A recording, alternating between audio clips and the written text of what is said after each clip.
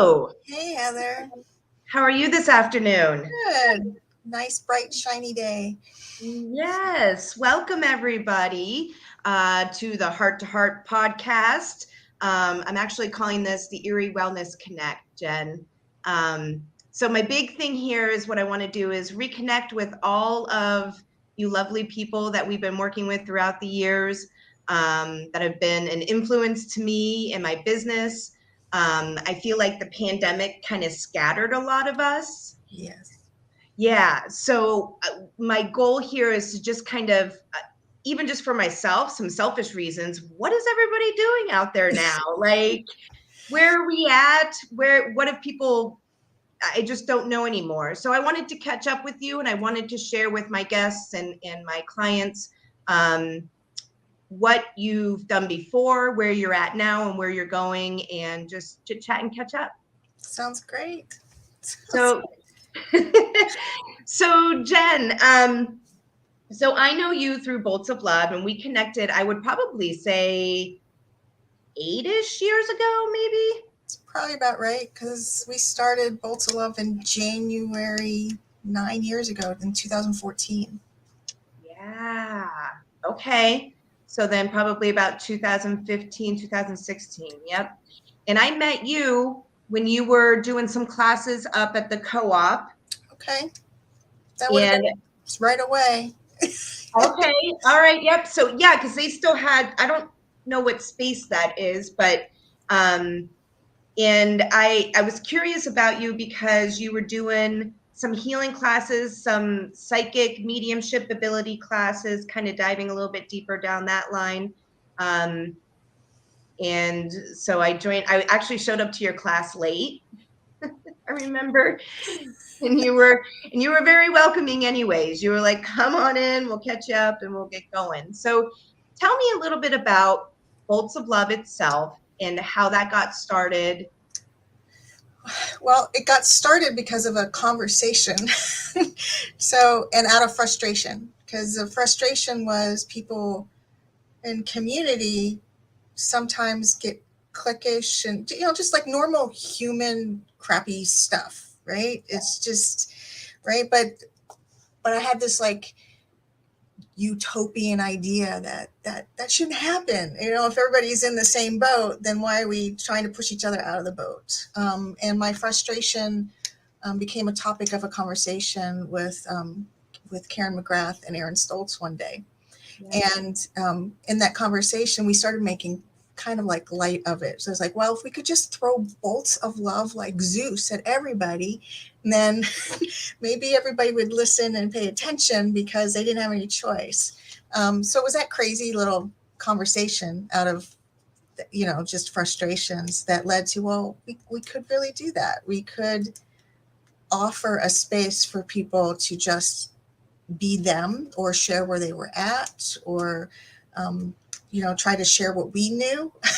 So it started off kind of just this tiny little idea of getting people together and then bloomed from there to speaker series and exploring different healing and different talents. And That's funny that you say that because I actually specifically at that point was having my own frustrations with the same thing, with some of the clickiness and the feeling of like that, Erie has that image or that underlyingness to it. So it was funny because when I found you, I had some of my own frustrations of the same thing. Maybe not feeling accepted in some other groups because I wasn't weird enough. Yeah, I hear you. It's like there's this, I think sometimes, and what we found, which was one of the reasons to bring people together, was that sometimes we're saying the same things or want the same things, but our vocabularies are so different that the vocabulary is what gets in the way more than anything. So let's say somebody's running under a Christian vocabulary, or somebody's running under a Wiccan vocabulary, or somebody's running under a business or scientific vocabulary. They might all be talking about coming together and cooperation and sharing, and yet because of the words that are being used, you you break off into these little groups because these people understand my words and these people understand my words. But I think the people that are in the middle that understand all the words as being similar get lost in the cracks. That's funny that you say that though, Jen, because that's actually point on. Just so you know, you've carried on your mission for that. Because I've always felt included with you and everybody, Karen and Aaron, and I always felt just not extreme enough in any of the other groups. I'm always kind of a middle of the road type of person, and you always made me feel welcomed in that sense. And that's part of the reason some of the people I've referred your way, have, it's just that and even even in the center that I'm leading right now, the Unity in Edinburgh, it's the idea that if you're spiritual but not religious, if you don't have that vocabulary, it's okay, because we're all exploring, which is the same mission Bolts of Love have, which is why it's such a good mix for me. that they're just like kind of on, mushed together now, and that we can have all these people that are from basically, none of them are really the same in terms of the way they use words, and yet right. They can come together in the same place and have a neat experience or explore or share in a way that's not confrontational. Yep. Perfect. That's helpful to know. I was curious. Now, are you a reverend? Mm-hmm. Yeah. Okay. So are you a reverend at Unity of Edinburgh? So I'm ordained spiritualist, right? But so Unity is a new thought movement organization. So it's not really a church so much as a spiritual movement. Same thing as spiritualism. It's the same thing. It's a movement more than a church. In our society, in order for people to move in their spirituality, you have to get the label church on your organization. So does that make sense? So it's more of a legal title than what's really, does that make sense? So okay. Now okay. So is Unity in Edinburgh, is that you, or is that a different umbrella? So Unity is a national organization. It was actually started 150 plus years ago by Charles and Myrtle Fillmore, and they were New Thought people. So at that time in our history, in the United States history, there was what's called a New Thought movement, which sprung to life things like the spiritualism and the Unitarians and Universalists and the Unities and the Christian Christian something network. I just lost that, so I'm sorry to those people that I lost the middle word there. But the idea is that religion isn't something to be dictated. It's a spirituality to feel and to recognize your own connection with all that is. Now, New Thought sprang out of Christian vocabulary, right? So a lot of the people that started New Thought were coming from a Christian background. So the vocabulary that started there were very Christian vocabulary, but the understanding is metaphysical. So the idea is Christ isn't a savior. Christ is a way to be and to move in your life. So Christ is the light of creation equals your consciousness, not some person that you have to follow. Does that make sense? Yeah, I'm glad I'm asking these questions. Yeah, so I fit, but the spiritualists deal more with the recognition of a mediumship and healing through the communication of spirit and bringing forth that spirit into the here and now. So that's kind of their bent with all of it, right? Unity was very much healing. So they started basically by recognizing, the founders recognized their own power in that own connection to facilitate their own healing. Right. So Myrtle was diagnosed with something that the doctor said that she would never get over, that would be debilitating, that it was inherited somehow, all these things. Now we're talking pre-1900, right? So the medical isn't what the medical is today either. But the idea that she was being told, well, you can't do nothing and you're just going to be this and that. And she went to a lecture that said, you have the ability, now I'm not going to remember the exact words, but the essence of the message that she got from the New Thought lecture was that we all have the ability to pull into our own tuition and our own sense of creation and our own relationship there with whatever divinity we understand, right? In order to find our way to healing and to move into healing, whether we're recognizing spiritual energy healing or what she recognizes and what I totally recognize. It's a combination. Again, that's the vocabulary that gets in the way. It's a combination of what we know as science, what we know as energy, what we know as naturalistic or homeopathic, and following our own intuition in those areas, right? So she did that very, very well. So the unity people are like recognized the healing first and moved, but they had a lot of Christian language. The spiritualists recognized the mediumship and the recognition of being connected always through that energy and the soul and that we never really truly die, that it's all one. They don't have as much of the Christian language. So I'm comfortable in both, right? Which makes me a perfect, so what my title is at Unity is spiritual leader, right? Because they have, depending on whether you are ordained with them or not, depends on your title there. But again, for me, the vocabulary isn't as much of an issue. So I fit well with this community. Gotcha. When you started Bolts of Love, were you part of Unity in Ember, or? No, that came after, actually. It was after Bolts of Love started that I started to be recognized as a speaker or somebody in the area. And then they had a change of leadership at that building and asked me to come in as a guest speaker. And then I was asked again and again to where this is where I'm at now. Gotcha. Okay. All right. See where sometimes it could be like a little confusing though, where I'm like, what? Yeah. So I was asked there after, but again, it was a good fit for that community. And even though they are part of more of a national group, there's a Unity Village and then all of this stuff that the Fillmore started. But it's really the essence of you find your connection and you grow that as much as you can. Gotcha. Nice.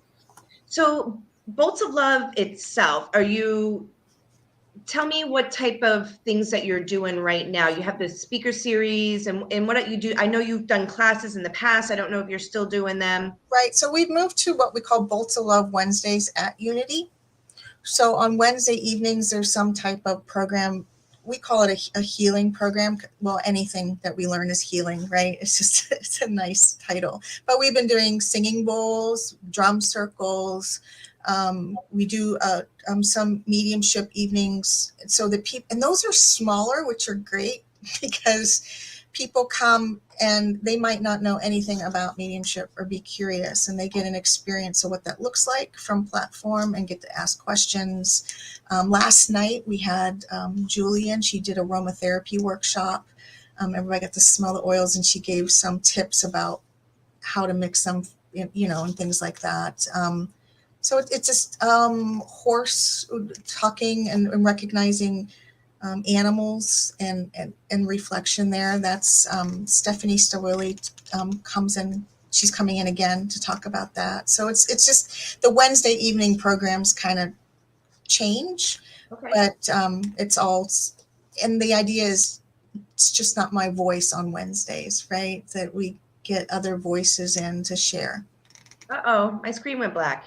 Oh, yeah, you're still here for me. Oh, there you go. Okay, that was weird. That was weird.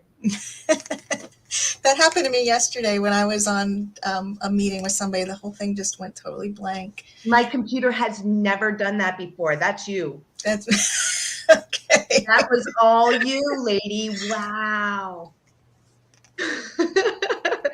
So you do the Wednesdays there. Are you still doing any type of healing classes? Like, because I took like Healing 1, Healing 2. Yeah, I just finished up a Healing 2 with a small group of people. So I tend to do like 1, 2, and 3 every year.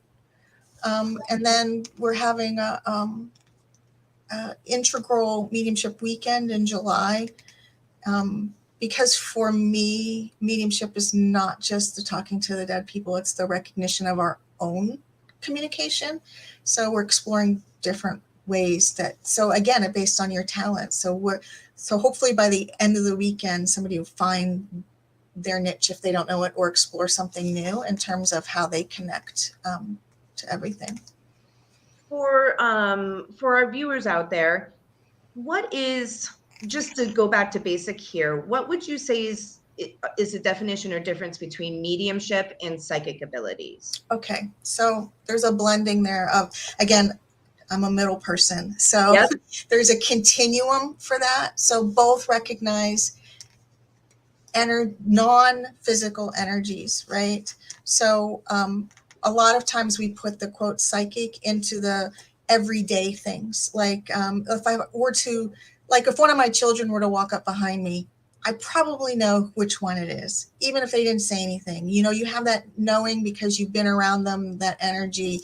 You walk into a party and you know if people have been arguing or not, because you can kind of feel it in the air. You know, everybody has that kind of situation going on, that, you know, our intuition with what's going on around us. That would Kind of be like an empath too. So there's that, you would put that on the continuum too, a little bit. Yeah. So empathic would be your unique ability to decode that, right? So that those energies are always present, always, right? The empath part comes in the person's unique talent and ability to decode those things. So if we're in empathy with somebody, we're able to recognize what they're feeling without being sucked into it, right? We're able to sit there and say, I get you. I understand this. I can actually feel where you're coming from. I can be with you in this, but it doesn't mean I have to get sucked into it, right? So it's how we decode it. Does that make sense? Yeah. I would say a lot of people get confused on that because a lot of people get sucked in. Right. I think the word empathy has been around the bend lately in some kinds of negative way, because some people take it on as a victimhood status, like, oh, I'm an empath, so I can't, or this or that. And yet, to recognize empathic ability is a beautiful talent to understand the world, and not a way to hide from the world. Yeah. Yep. So then if you move, a little further to more non-physical, but non-physical things that we really can't see around here, so maybe loved ones that have passed, maybe recognition of whatever your connection is. Again, it depends on your vocabulary, whether you're recognizing entities or past loved ones or angels or guides or whatever deity, or I don't know, there's a million words there, right? For what's going on in the non-physical world. So mediumship is your decoding and recognition of the non-physical, totally non-physical, not on earth, not does that make sense? Yeah. So, and that could be your spirit people, people that you have lost to death, that aren't really dead, that are, and how do we recognize that? Because we're still that. If we're 100% spirit and 100% human, we can always recognize the spirit part, but sometimes it takes an extra talent. So it's like everybody can recognize music, right? But not everybody's going to be good at karaoke. Right? We could all try, but not, so we can all recognize it on some level. So in terms of psychic and empathy, I think we can train ourselves more and more, because that's more of our humanity, right? And then when it comes to our spirit part, everybody has because we're all spirit, we're already connected, right? But maybe our talent is just recognizing our own intuition in that, or recognizing what responds to us in meditation or prayer, or recognizing our own people and signs from them, the people that we have known and loved that have passed, right? And then there's a talent that can bring forth that evidence of people that have passed for others. Mm-hmm. Does that make sense? Yep. I'm getting that. When did you figure out that you had, or that you wanted to learn more about that talent that you may have had in? So I didn't use this vocabulary until about 2010.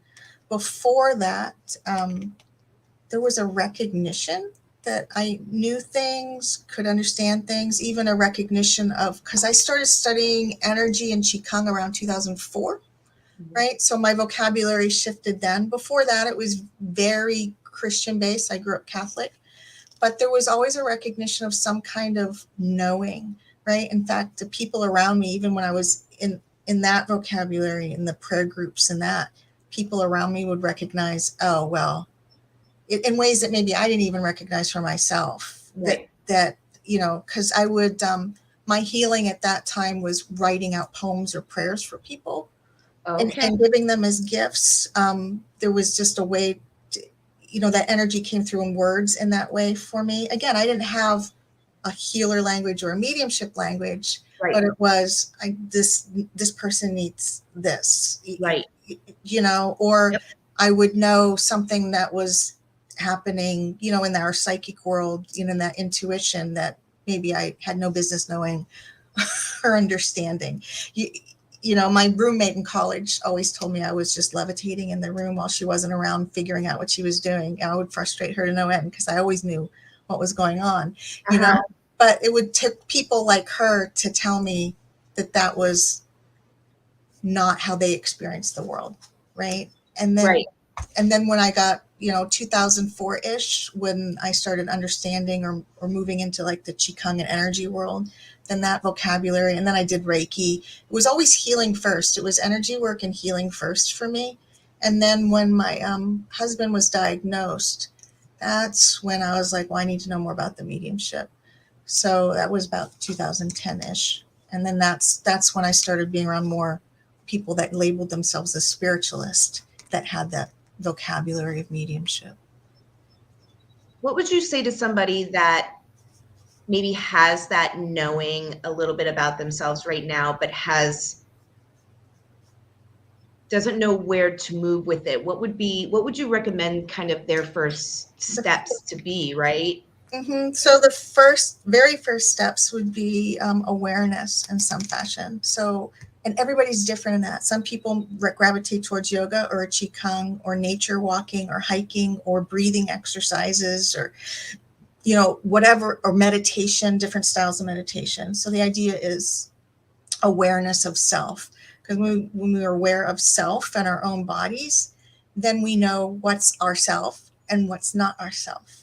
Gotcha. Yeah. Does that make sense? Yep. So sometimes when people are, you know, recognizing this empathy, you know, it's sometimes recognizing where you are and starting and ending and where the rest of it is, right? So I know sometimes when we are struggling, like grief situations or changes of life or relationship, whatever's, you know, all the things, we don't recognize how much is actually going on inside of us. And then we label it as something that it's not, right? Or we have aches and pains and we do all this stuff and we blame this, and that, and the other thing, when really it's because our body is telling us something, either emotionally or physically, that we're not getting a real handle on. So the more we're aware of ourselves, right, you know, that's the place to start for all of this. It sounds crazy, but we start with ourself, even if we're recognizing, because in the end, we are still part of that one, right? And if we recognize how we are in the individual human sense, then it's easier to figure out how we are in the non-physical sense. having that baseline, right? Mhm. And then taking it from there, right? Right. Yeah. That's So, very good to know. yeah, so it's just, you know, and everybody's different there on how they start with that awareness. You know, sometimes it's trial and error to find where your comfort zone is. For sure. Absolutely. So where are you at now? What do you have? Like you've got the speaker series going on. You've got You said something you have going on in July. I know you have do you still have a retreat going on in October too? Right, we do. That's in New York. That's not at the center. So, yes, and that is joy. That's a joyous spirit retreat. Okay. So I pair with Valerie Balter, and it's at the Blue Heron. There's a farm, and it's beautiful, beautiful area at the I think it's the Blue Heron up in New Yeah. York, right? And we have this little house that fits about so it's a really small retreat. It's intimate. It's like 10 people. But we do healing stuff. We do that internal work, that shadow work. We have fun, go out on hay rides and do burning bowl ceremonies. And, it's just a nice weekend to get away from your cell phone and be outside. So it's a nice inside place, but also beautiful outside.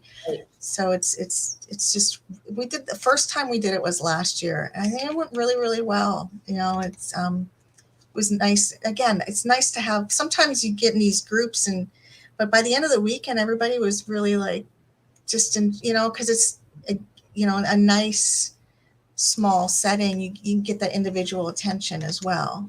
Well, and I think it's, again, like you said about community. I know I have made so many friends and connections and networks through you know what I mean? And it's amazing how some people in your life, like you have a tendency to bring people together. That's a talent of yours, you kind of forge ahead and just say, hey, let's all get together and do this. And I think that's wonderful. So I've met so many people through you. You've been a mentor for me, myself, in my journey in all of this, and exploring my own abilities. And I'm excited to be a part of your speaker series as well, where I'll be talking about some of my float stuff coming up in my Himalayan salt caves and everything. You came up last night. We had the aromatherapy because people were like, well, we really want a salt room. And I'm like, aha. Come in a couple weeks and hear all about it. Yeah, it'll be nice for me to talk because I don't always have people to talk to about this stuff. So this will be a nice way to do that. So anything else that you have coming up this year? Where do you see Bolts of Love evolving into? Is there, you've evolved along the way with it. Are you happy with where things are at? Are you looking to add things? I am. I've recently added for myself grief education and grief movement certification.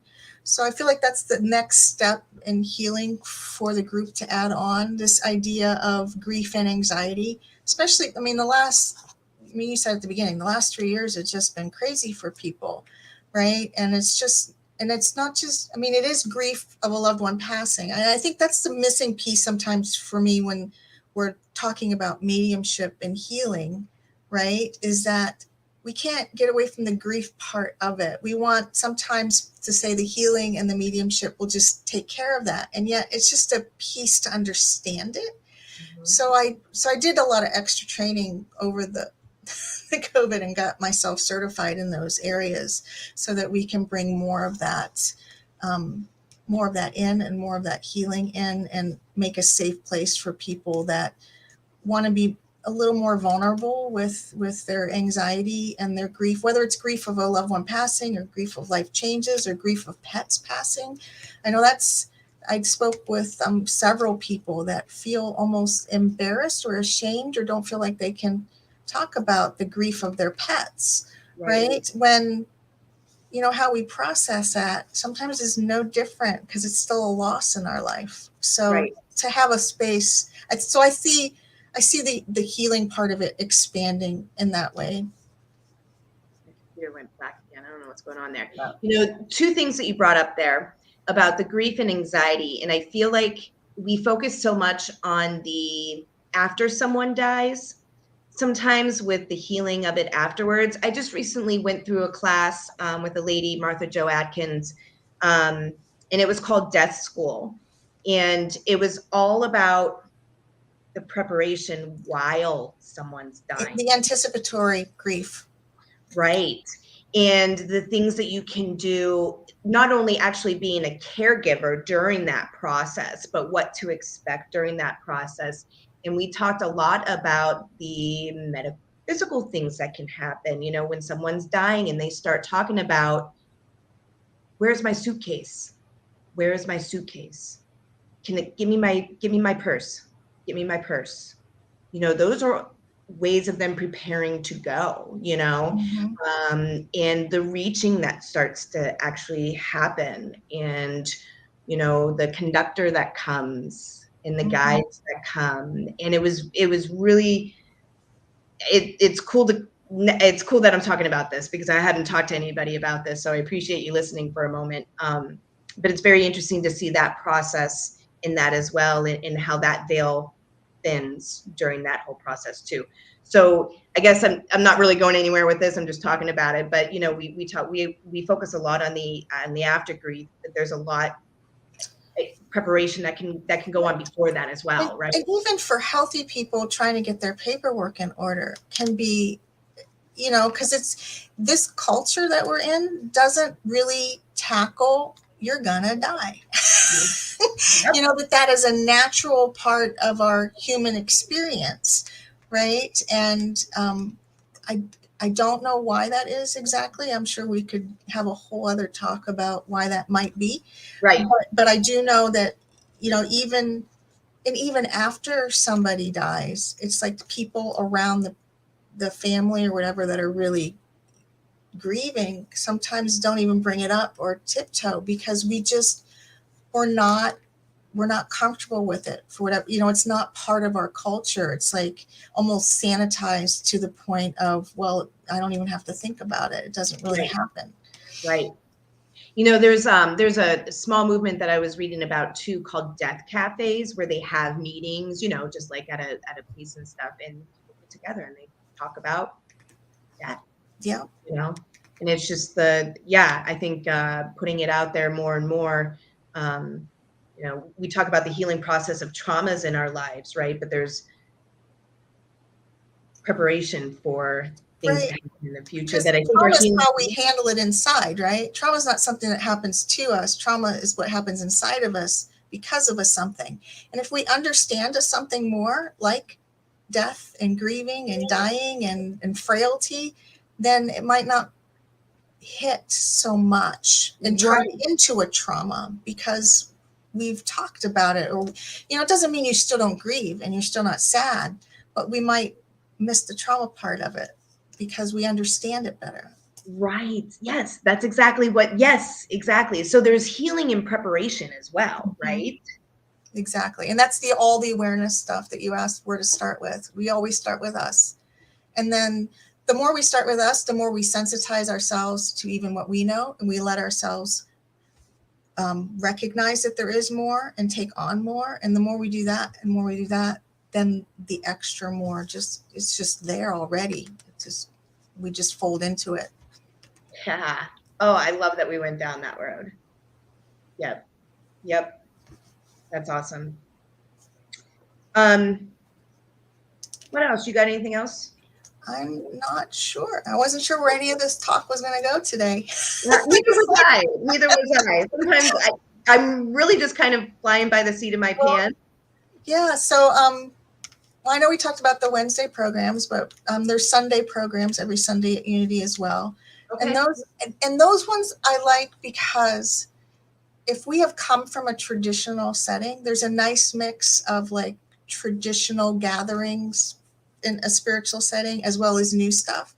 So, you know, it's because there's a great mixture of ages that come on Sunday. So I don't know if I'm making sense. Like if you went to like any kind of dogmatic tradition church on a Sunday, right? There's usually a little bounce or a routine. So it's the idea of taking a routine for an hour of being together, but updating it to where it's topics that, you know, hopefully we can all wrap our brains around. And like in a couple of weeks, I'm talking about metaphysics and spirituality and what the heck they have to do with each other.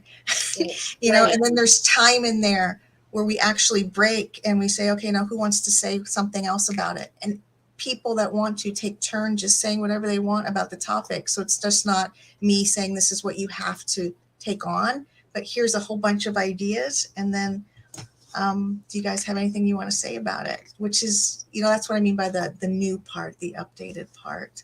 Okay.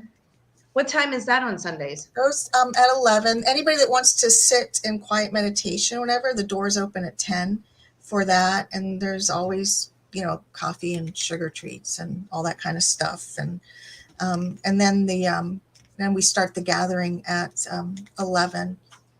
Okay. And then there's more treats and sugar after that. Always gotta have coffee and tea and sugar. I love it. I love it. That's perfect. That helps me out. You do Qigong though too, don't you? Are you still doing? I do. In fact, this coming up Saturday for the there's a arts and music festival in Edinburgh, yes. And they have different programs. Like there's a yoga program that's after me. I'm at 10 o'clock Saturday morning at Goodell Gardens. I'm doing a Qigong program. And then there's a lady after me doing a yoga program, there's stuff like that scattered through the whole weekend. So yeah, but I don't, the Qigong kind of just shows up when it needs to. So even like when I did the grief movement, all of that Qigong training moves into that. Again, it's different vocabularies, but we're all trying to get to the same space of calmness in the body and recognizing ourselves and being stable human people. The grief movement, what type of movement do you think is involved in that? Is that more Qigong type of movement? It's similar to Qigong, and also similar to yoga. So it was started by a gentleman named Paul Denniston, who actually did a lot of research and work and wrote a book and did a whole thing about grief yoga, right? I am not yoga certified. I don't want to be, because I want someplace to go where my brain just experiences instead of teaches. Right. So, but he's also recognized what is called grief movement. So if I'm doing grief education or coaching with somebody, right, there are different movements that help people either through the breath and learning the breath, or let's say if you're really super frustrated, how to get that out and the anger, or even just to be calm and collected.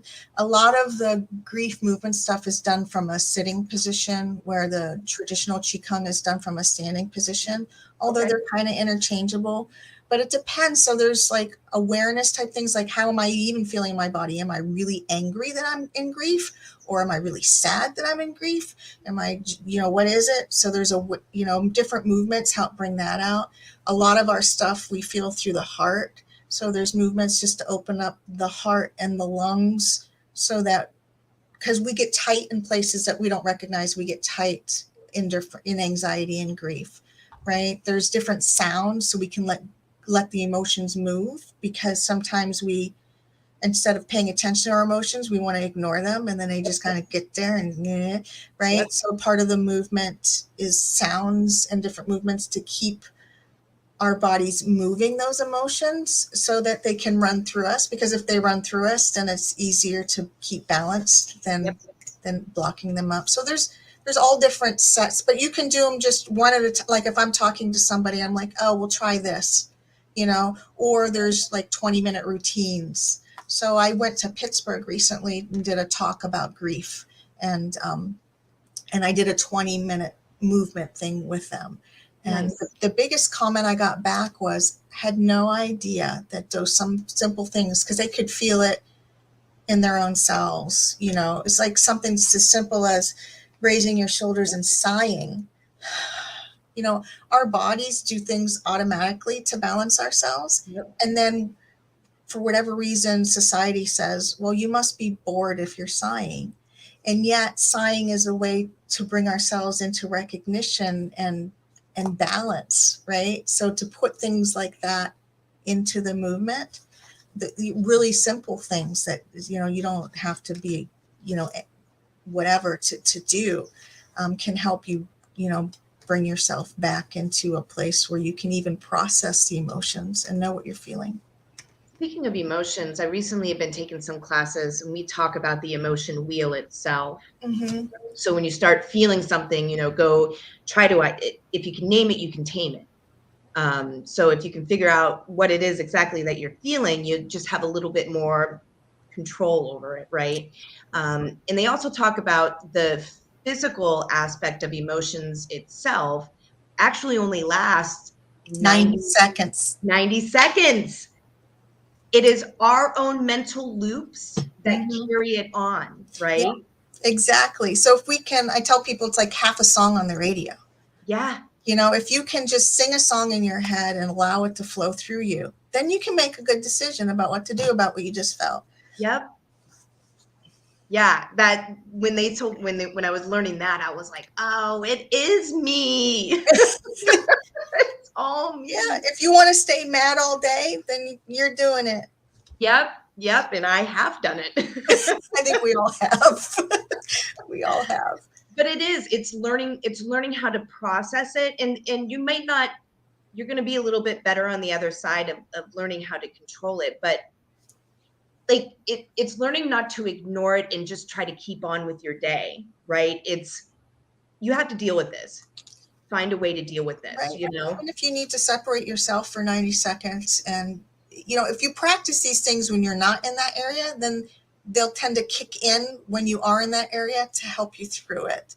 Right. It's not always perfect, but at least then you have some tools. And Yep. and then you're not just renumerating about whatever all day long.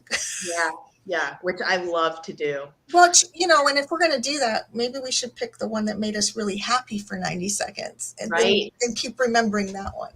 Yeah. Yes. Yeah. And you can practice that and then it'll get easier and easier, right? Mm-hmm. Yeah. It's like the feelings of appreciation bring us into balance, right? So in order to feel that, we have to come up with something that we appreciate. So, whether that's a person or a song or a movie or a pet or whatever it is, a flower, whatever. But if we feel that and we recognize that, then that shifts your whole body chemistry, right? So it's the same thing as redoing an angry situation. It's like, what chemistry do you want flowing? Well, right. And so that brings us back to the body, mind, spirit, because what we're feeling is all bodily things that, when we're mad, we feel uncomfortable, not because of necessarily what's in our brain, but what our brain is making our body feel like. Mm-hmm.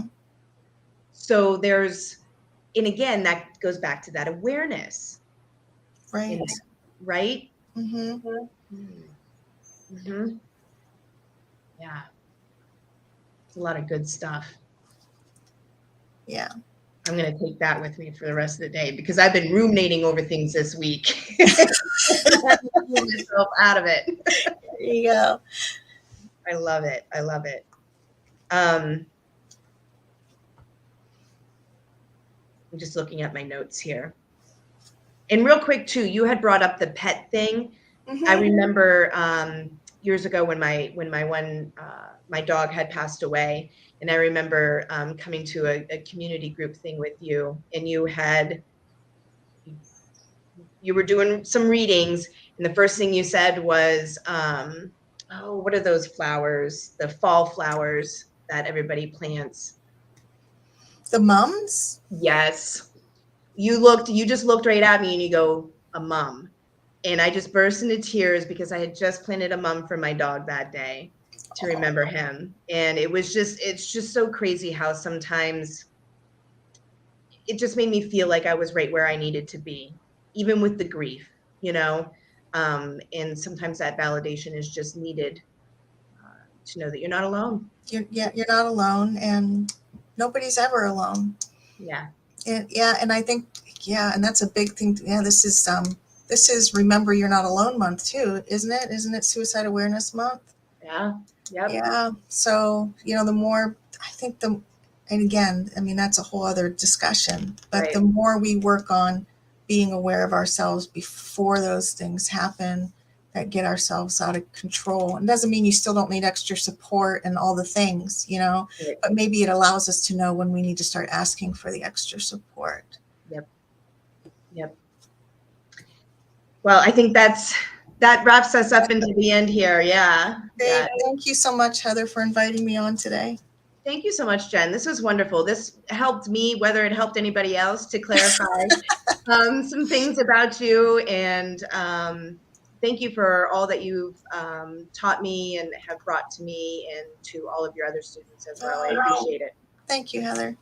All right. Have a Okay, great take day. care. All right. Bye-bye.